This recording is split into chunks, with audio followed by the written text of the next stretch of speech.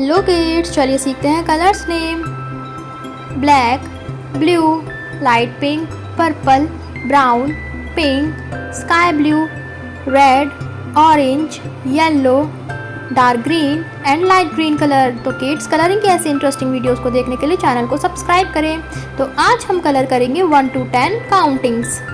1 to 10 countings. चलिए start करते हैं कलरिंग।